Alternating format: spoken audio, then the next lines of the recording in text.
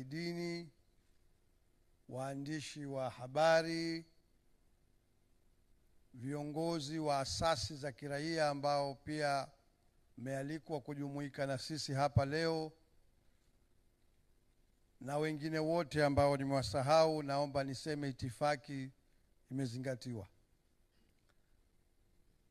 Naomba nianze kwanza kwa kumshukuru Mwenyezi Mungu ambaye asubuhi ya leo ametuamsha tukiwa hai na wazima wa afya, na tukaweza kukusanyika hapa katika ukumbi huu wa hoteli ya Serena ili kuzungumza kama ilivyoelezwa na kama inavyojionyesha hapo, kuzungumza katika mjadala wa kitaifa kuhusu mwelekeo na hatima ya nchi yetu.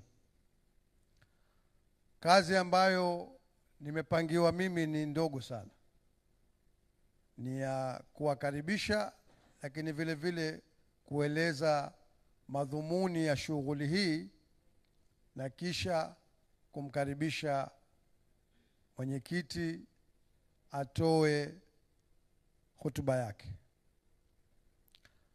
Ndugu zangu, sote tunafahamu kwamba mwaka jana, hasa katika mwezi wa Oktoba na zaidi kuanzia Oktoba 29, nchi yetu iliingia katika majaribu makubwa sana. Hata viongozi wa nchi wanakiri kwamba nchi ilitikisika. Baada ya matukio yale makubwa ambayo yameshuhudia Watanzania kwa mamia wakiuawa, wengi kujeruhiwa na wengine kupata athari mbalimbali, serikali upande wake iliunda tume ya rais kuchunguza kile kilichoitwa vurugu. Natumia maneno kama ambayo yalitumika za tarehe 29 Oktoba na siku zilizofuata hapo. Kulikuwa na mawazo tofauti katika nchi. Hayo naomba niaache leo kuhusu uundwaji wa tume hiyo. Lakini hatimaye tarehe 23 Aprili iliwasilisha ripoti yake. Baada ya kuwasilisha ripoti yake, tunakiri sote kwanza kwamba pengine wengi wetu kama si sote hatujaiona ripoti. Tulichokipata ni hotuba ya mwenyekiti wa tume Jaji Chande wakati anawasilisha ripoti.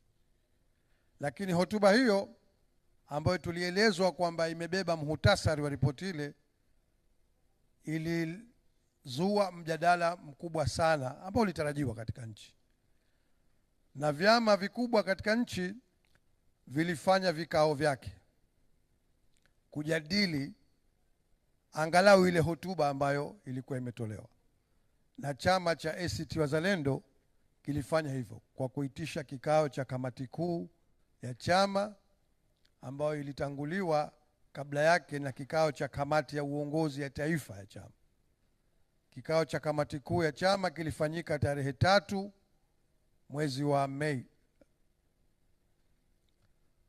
Na kikao kile kilitoka na maazimio, sababu ajenda yake kubwa ilikuwa ni kutafakari yale ambayo mwenyekiti wa tume Jaji Chande aliyaeleza katika hotuba yake ya wasilisho tarehe 23 mwezi wa Aprili.